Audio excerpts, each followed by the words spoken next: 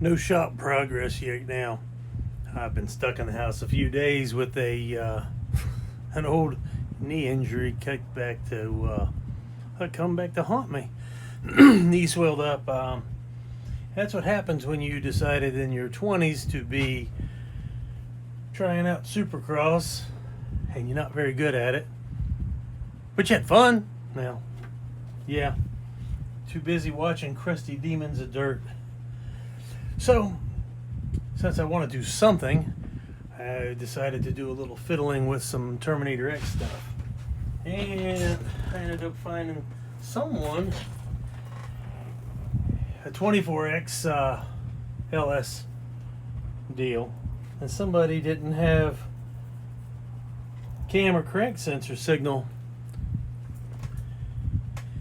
But when I opened the harness all up, that was grounded. This was caught between the bell housing and the engine, so it was grounding the power signal out. Well, luckily, the Terminator X lived, and it didn't short power inside and burn it up, so we still had 12 volts. So these are fully shielded wires, so I replaced the cam and crank signal circuits because, well, he's decided to chop into this while testing, and I can't blame him. So, put in new cam and crank sensor circuits. And how do you want to test it? Since I can't go out in the garage, how do you want to test it? 6 and 7 LED lights. Well, those, 6 is crank, 7 is cam. Excuse me. Well, I test them by watching. Blue means no metal. Green means it sees a metal target, and I'll wipe across it. I've got no signal. I'll see no flipping, no matter what I do. Oh, I'm pretty sure I got the harness right. Maybe I've got a bad crank sensor. That's used. It came out of an old motor. Here's another used one I pulled out of the shop. Do I have a good one this time? Watch number 6, right there.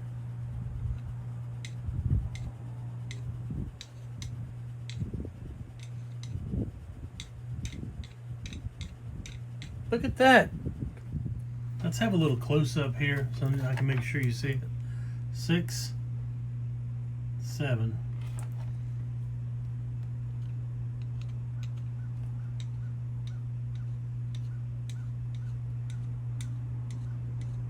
See, you run it across that direction, it'll flip. You run it backwards, it'll stay green the whole time. I don't know why that is. Must be something in the direction. Because that cam sensor's like that, and then that.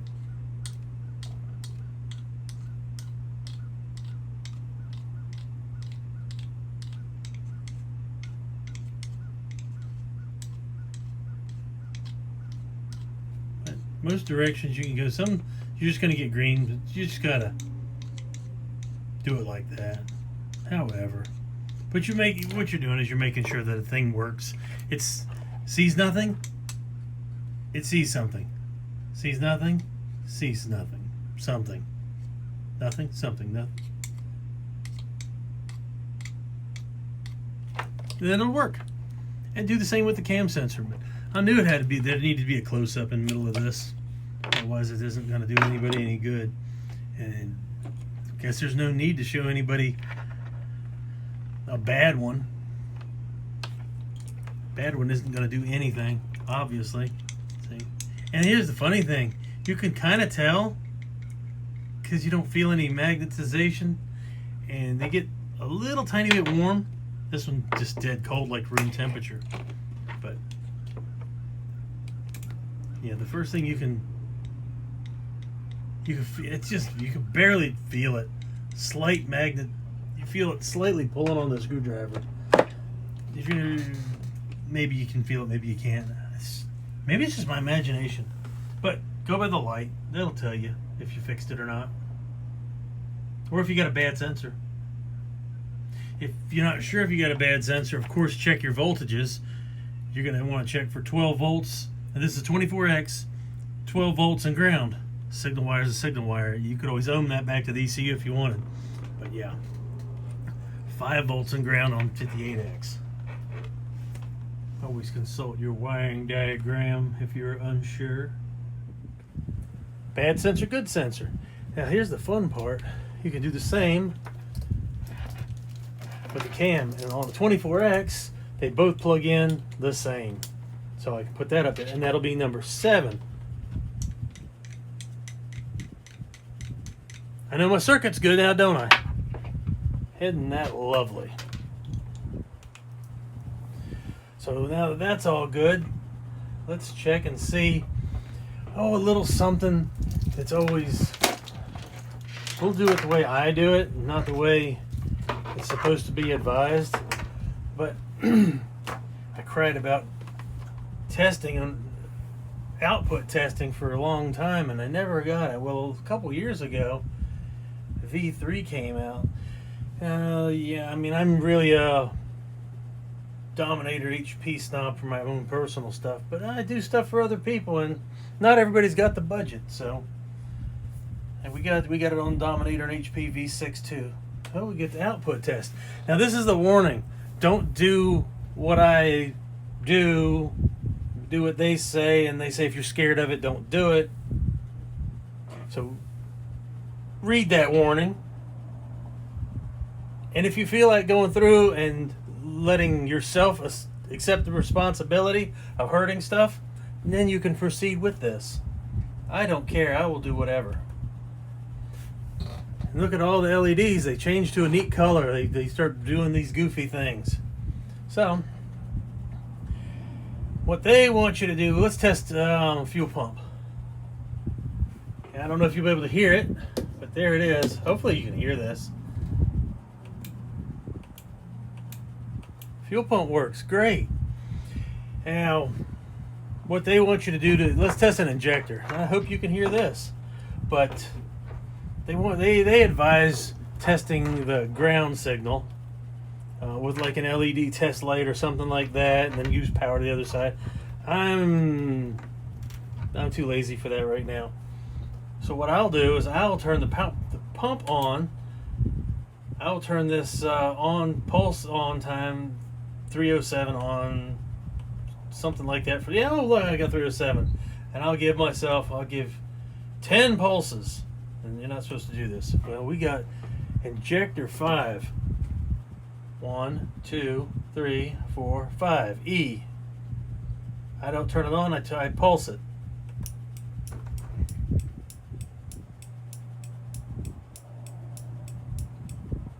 Did you hear that? I hope you did. Well, you can do the same with the coils. You can fire the coils. They say test with a multimeter or an LED test light or something like that, and just test the grounding circuit. I go ahead and do it my way. I have accepted the responsibility to be an idiot. And I'm going to turn my fuel pump off because I'm done with my testing here. So I'll get out of output test mode by Xing out. It's going to reset. Yeah, that's great.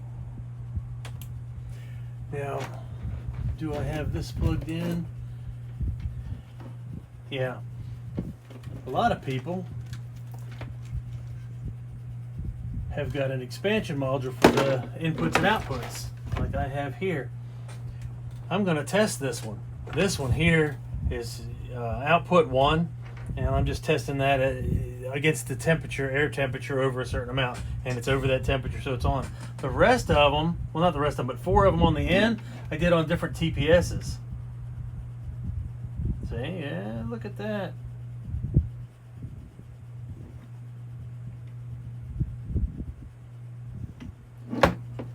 So, the thing about outputs on the module,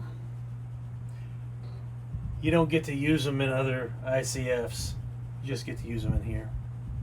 But any of the inputs can be used other places, so that's fine. So let's just take this for instance. You have to tell it the CAN bus you're on, and my ID is 234. So I picked it, and that's going to be output 5. And that's a beautiful thing for output test on the expansion module. You get if it's a simple on-off, you get an LED for activation. I know I don't have it wired, but I know when I wire it, I'm going to get my activation. So that's kind of a nice little confirmation. But as simple as the system is right here, that's all you're going to get. But if you don't know how to do it, you're kind of out. So now you can know how to do it.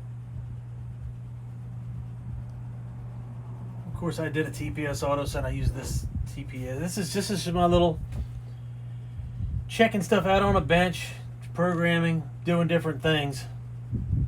But now you know how to test that sensor. That's going to be a big help to a lot of people, I hope. Or a good laugh at the people who know what they're doing already. Or those people who have Dominator and HP. You have Dominator and HP. You already know way beyond this. And why would you go back to a Terminator X when you already have system logs and you can check all those signals? Now, not everybody can afford a Dominator and HP. Wish they could. Sure do. But I'm going to wrap this up. This is enough testing for now and a whole lot of basics. Enjoy your test mode. I know I do. I didn't pick flamingos. I'm out.